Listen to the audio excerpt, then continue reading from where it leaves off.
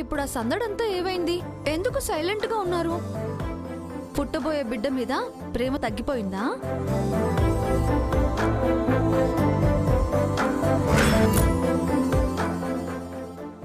తండ్రిగా మీకు ప్రేమ తగ్గిపోవచ్చేమో కానీ తల్లిగా నా బిడ్డపై నాకెప్పటికీ ప్రేమ తగ్గదు. రోజు రోజుకి ఇంకా పెరుగుతూనే ఉంటుంది. అందుకే నా బుజ్జి తల్లి కోసం ఈ కుంకుమ పువ్వు పాలు తాగుతాను.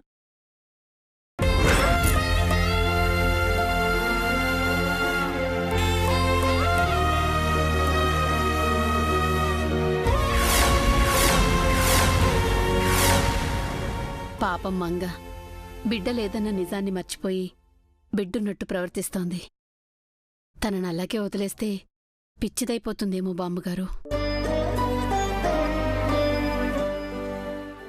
ఎదిగోండి, పాలు మొత్తం తాగేశాను. మీ బేబీ చిట్టి పొట్టు నిండిపోయి ఉంటుంది. లేని బేబీ కడుపు నింపుతున్నావు మంగ.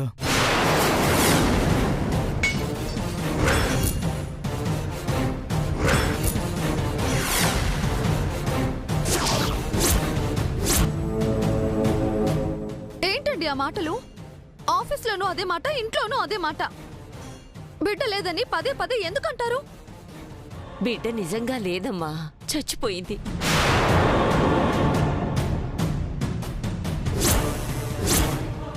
అవునమ్మా, ఆ నిజాన్ని నువ్వు అంగీకరించాలి. ఒప్పుకోనత్తయ్యా. నా బిడ్డ లేదంటే నేను చచ్చినా ఒప్పుకోను.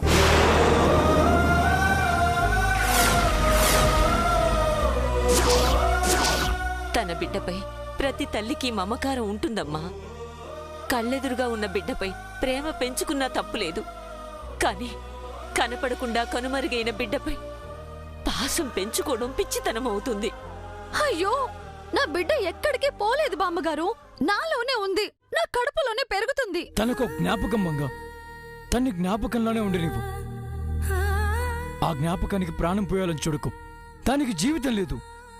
ఏం మాట్లాడుతున్నారండి?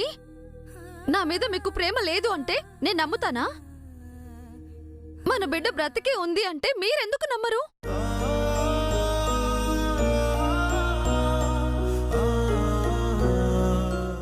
చనిపోయిన బిడ్డ ఎలా తిరిగొస్తుందమ్మా? ఎందుకు తిరిగి రాదు? భక్త రామదాస్ కొడుకు చనిపోతే రామయ్య హనుమంతుని పంపించి బతికించలేదా?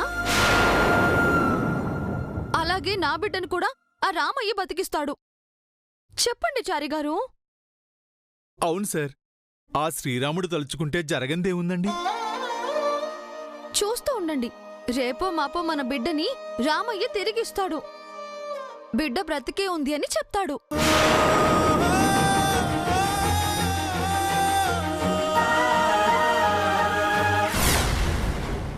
ఈ ఘోరం నేను చూడలేం చంద్రిక. కడుపులోని బిడ్డ ఏదైనా టెడ్డి బేరా తెల్లరగానే తెచ్చివ్వడానికే. మీకు దాని మాటలు అర్థం కావటం లేదు. బిడ్డ ఉందని అందర్నీ నమ్మించే ప్రయత్నం చేస్తోందది. మరి రాముడు రామదాసుని కదలెందుకో డైరెక్ట్గా కడుపు పోలేదని చెప్పొచ్చు కదా. అలా చెప్తే దాని చెల్లి మీద ప్రేమ కదా. అయ్యో, ఈనాళ్ళు ఆ నిత్య లేని కడుపు పోయిందని నాటకం ఆడింది. ఇప్పుడు ఈ మంగ ఉన్న కడుపును ఉందని చెప్పట్లేదు, లేదని చెప్పట్లేదు. ఊరికే కన్ఫ్యూజ్ చేస్తుంది. చూడండి, మీరు నమ్మినా నమ్మకపోయినా నా రాముడు నా బిడ్డని తిరిగిస్తాడు. నా బిడ్డ తప్పకుండా తిరిగి వస్తుంది. వచ్చాక మీరే చూస్తారు.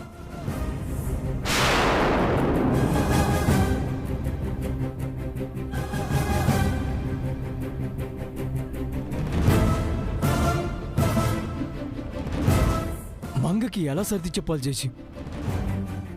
నిజాన్ని తనతో ఎలా ఒప్పించాలి? ఏం చేయాలి చేసి? కాలమే అన్ని గాయాలను మాన్పుతుందిరా. నువ్వు ధైర్యంగా ఉండు. మేడం గారికి ఏదో నమ్మకం ఉంది సార్. దాన్ని మనం ఎందుకు కొట్టిపారేయాలండి? మేడం గారిని మనం కూడా నమ్మితే మంచిదేమో సార్.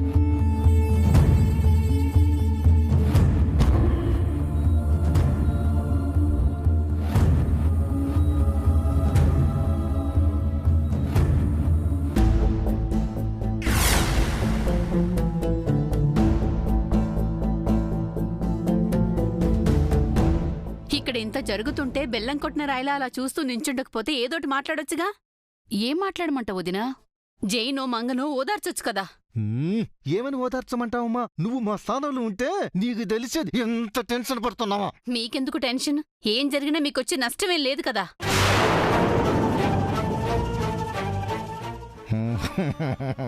ఏం మాట్లాడుతుంది చంద్రిక? పొద్దున్న నేను దుప్పటి కప్పుకున్నాను, సాయంత్రం నువ్వు దుప్పటి కప్పుకున్నావు, నైట్ ఇద్దరం కప్పుకున్నాం. అయ్యో, మన పరిస్థితి వివరంగా చెప్పిన అర్థం చేసుకోదేంటి?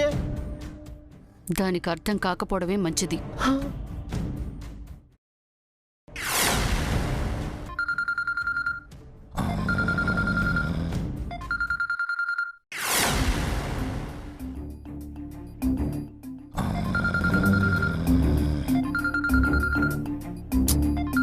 ఏమండి? అబ్బా, అలారం మోగుతుంది, ఆఫ్ చేయండి. అబ్బా, నువ్వు ఆపు చేయొచ్చు కదా. ఆయన ఇంత పొద్దున్నే లేచి ఏం పని చేయాలని అలారం పెట్టావు?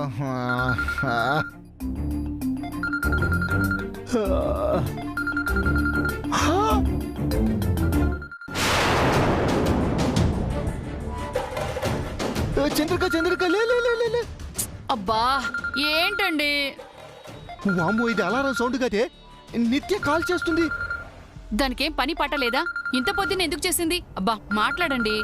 అమ్మో, నా వల్ల కాదు. కాలికేస్తే ఏలికి, ఏలికేస్తే కాలికి ముడి పెడుతుంది. ఇదిగో నువ్వే మాట్లాడు.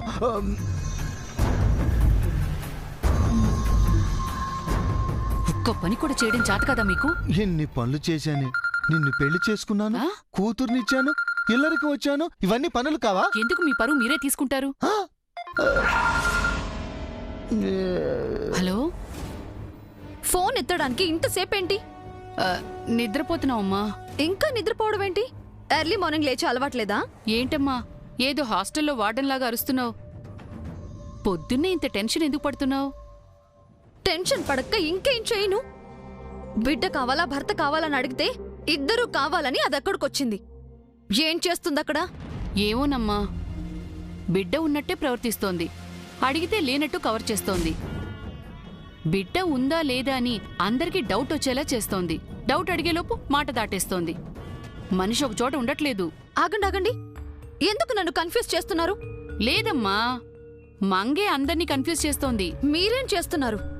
అదేం చేస్తోందో చూస్తున్నావమ్మా. అంతకు మించి మీరేం చేస్తారులే. ఏం చేయాలమ్మా? అక్కడ జరిగే ప్రతి ఒక్కటి నాకు తెలియాలి.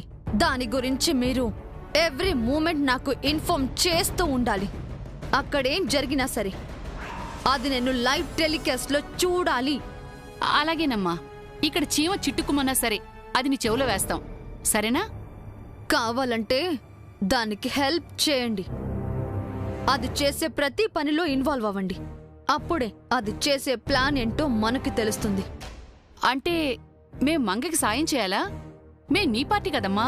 ఓవర్ యాక్షన్ వద్దు. దానికి హెల్ప్ చేస్తే నాకు చేసినట్టే. చెప్పింది చెయ్యండి. బాయ్.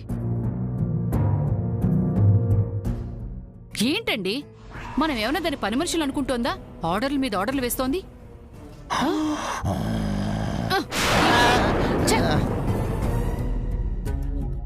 అంత ధైర్యంగా అదక్కడికి ఎలా వెళ్ళింది?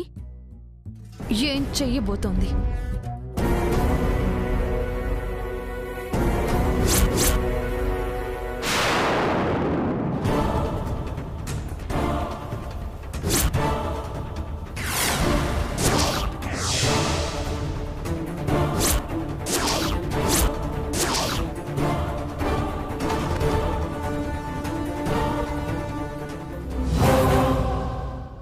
మామ్, నువ్వెప్పుడొచ్చావు? నీ ఇన్ఫార్మర్స్కి నువ్వు ఫోన్లో ఆర్డర్స్ ఇస్తున్నప్పుడు. షిట్, మామ్ మొత్తం వినేసినట్టుంది. మొత్తం వెళ్ళలేదులే, ఎండ్లో వచ్చాను. మామ్, అక్కడ వార్ ఫీల్డ్లో ఉన్నది మంగ. వార్ చెయ్యాల్సింది మంగ. వాచ్ చెయ్యాల్సింది పోయి ఇక్కడ నువ్వెందుకు టెన్షన్ అవుతున్నావు? అక్కడ మంగ ఏం చేస్తే నీకెందుకు? అదేంటి మామ్, తను నా అక్క. తెలిసి ప్రమాదంలోకి వెళ్ళింది. తనేమైందో అన్న టెన్షన్ నాకుండదా? తల్లిని నేనే టెన్షన్ ఫ్రీగా ఉన్నాను. తనకి ఏదైనా జరిగితే మోస్ట్ ఎఫెక్టెడ్ పర్సన్ అయిన నేనే పీస్ఫుల్గా ఉంటే నువ్వెందుకు డిస్టర్బ్ అవుతున్నావు? మామ్, అది కూర్చో, టీ తాగు. Take it. నీతో కాస్త మాట్లాడాలి. కూర్చో.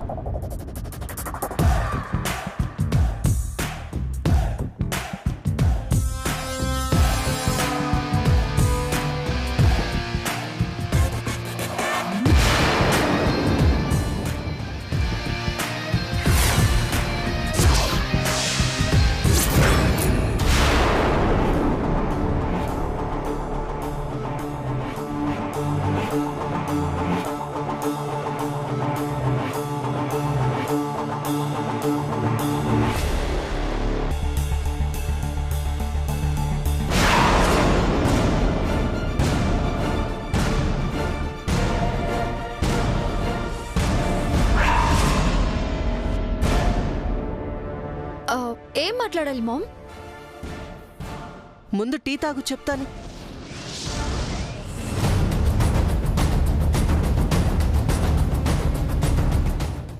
సైలెన్స్ తో చంపేస్తున్నావేంటి మామ్? Peak out.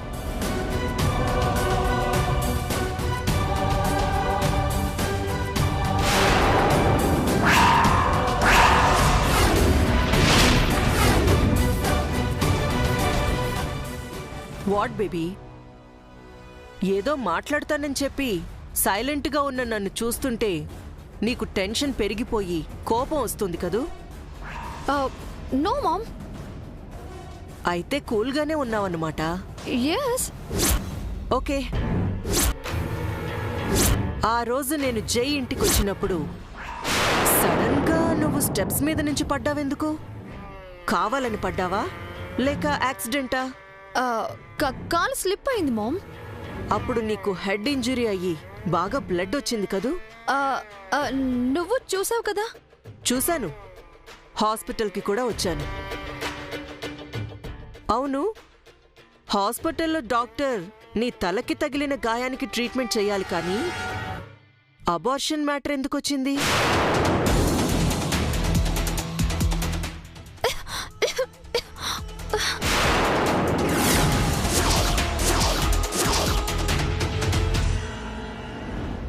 ఏంటి బేబీ, టీ గొంతు కడ్డుపడిందా? రిలాక్స్డ్గా తాగు.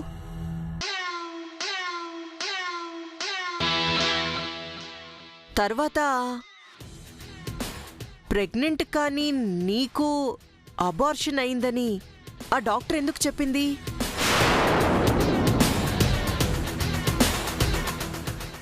లంచం ఇచ్చావా లేక బెదిరించావా?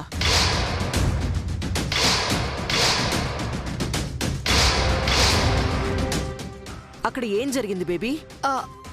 I don't know mom. అప్పుడు నేను కాన్షియస్ లో లేను. ఓ, అయినా నన్నెందుకు ఇలా ఇంటరోగేట్ చేస్తున్నావు? నేనే తప్పు చేయలేదు మామ్. నువ్వు తప్పు చేసావనట్లేదు బేబీ, తప్పు ఎక్కడ జరిగిందా అని అడుగుతున్నాను. నాతో ఒక్క మాట కూడా చెప్పకుండా మంగ ప్లేస్లోకి వెళ్ళిపోయావు. మంగళ, నన్ను అందర్నీ నమ్మించావు. అయినా అవసరం ఎందుకొచ్చింది? ఎందుకంటే అక్క మిస్ అయింది కాబట్టి. అక్క మిస్ అయితే నీకు పెళ్లి ఇష్టం లేక వెళ్ళిపోయినట్టు చంద్రికా ప్రసాద్లు పుకారు ఎందుకు పుట్టించారు?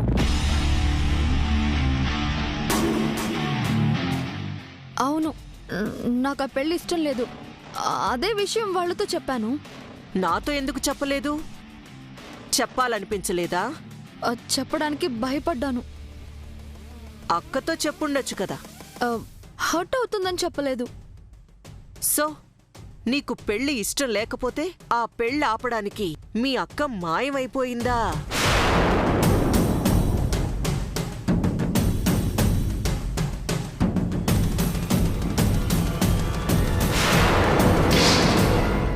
అక్క మాయం కాలేదు, ఎవరో మాయం చేశారు. మర్డర్ చేయాలనుకున్నారు. ఎవరు వాళ్ళు? నాకెలా తెలుస్తుంది మామ్? తెలుసుకోవాలి బేబీ. వదిలేస్తే వాళ్ళ వల్ల అక్కకి ఎప్పటికైనా ప్రమాదమే కదా. తెలుసుకుంటాను. వాళ్ళు ఎవ్వరైనా సరే వదిలిపెట్టను. నువ్వు టీ తాగు.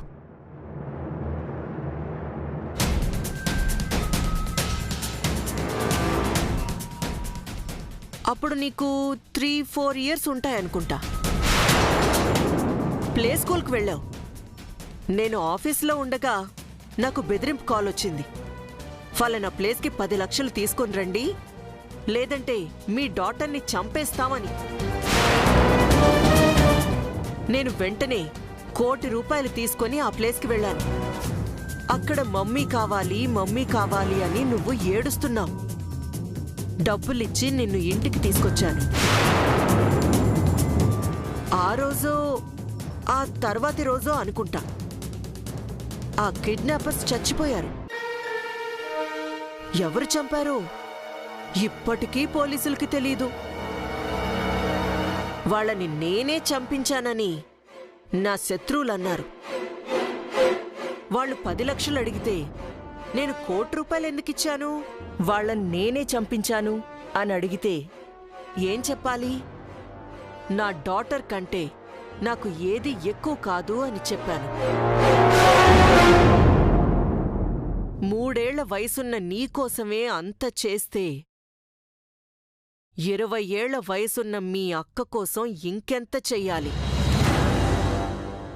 చేస్తాను. ఎంత చెయ్యాలో అంతా చేస్తాను. అంత చూస్తాను.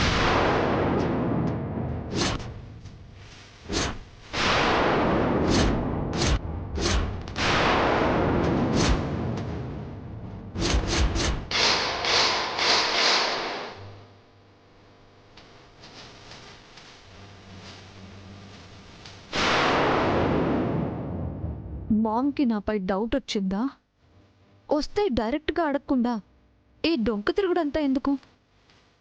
ఏమైనా మామ్తో కేర్ఫుల్గా ఉండాలి.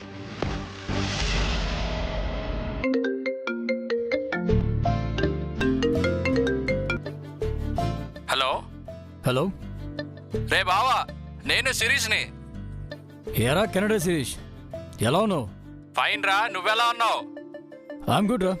రే బావా, ఆ, నువ్వు నాకు ఒక పని చేసి పెట్టాలరా. అంతేరా, నీకు అవసరం ఉన్నప్పుడే కాల్ చేస్తావు, సెల్ఫిష్ ఫెలో. సారీ రా బావా, ఇది కాస్త అర్జెంట్. సరే ఏంటి చెప్పు, చేస్తాను. నా వైఫ్ ప్రెగ్నెంట్. తనకు రేపు శ్రీమంతం చేస్తున్నారు. నెక్స్ట్ మంత్ వరకు నేను ఇండియా రాలేని పరిస్థితి.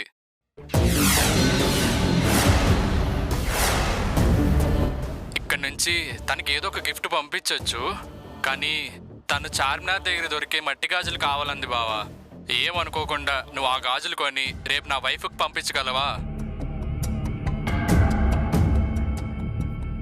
హలో హలో జై, హలో, లైన్లోనే ఉన్నావారా?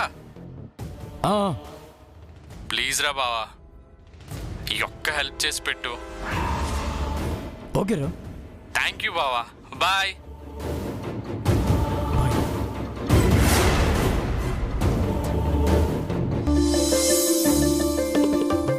పిన్ని, జేజీ, మంగా, మావయ్య, అత్తయ్య, అందరు రండి.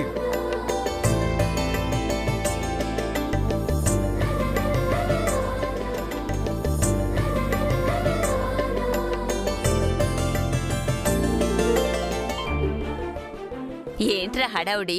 సరదాగా మీ అందరికి ఓ క్విజ్ పెట్టబోతున్నాను జేజీ. క్విజ్ ఏంటి నాన్నా? గెలిస్తే బహుమతి ఉంటుంది అల్లుడా. బహుమతి గురించే క్విజ్ మావయ్య. కష్టమైన ప్రశ్నలు అడిగితే మేము చెప్పలేంరా. చాలా ఈజీ క్వశ్చన్ అత్తయ్య, అది కూడా సింగిల్ క్వశ్చన్. ఆ క్వశ్చన్ ఏంటో త్వరగా అడగండి సార్, నాకు టెన్షన్ గా ఉంది. ఈ క్విజ్ మొగాలకు కాదు, ఓన్లీ ఫర్ లేడీస్. ఫస్ట్ నేను నుంచి స్టార్ట్ చేద్దాం జేజీ. నీ శ్రీమంతం రోజు తాతయ్య నీకేం గిఫ్ట్ ఇచ్చాడు? ఇప్పుడు అవన్నీ ఎందుకురా? చెప్పు జేజీ. సరిగా గుర్తులేదురా. గుర్తు చేసుకుని చెప్పు.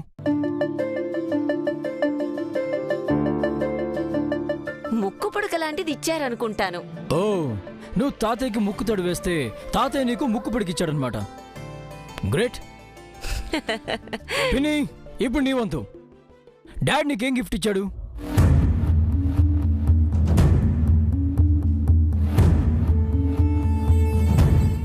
షిట్. గొడ్రాలకి సీమంతం ఏంట్రా?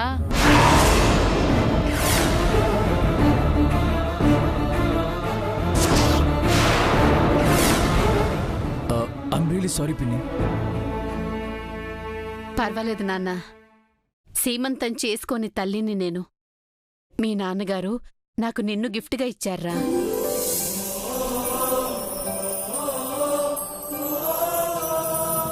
నువ్వు సూపర్ పిన్ని.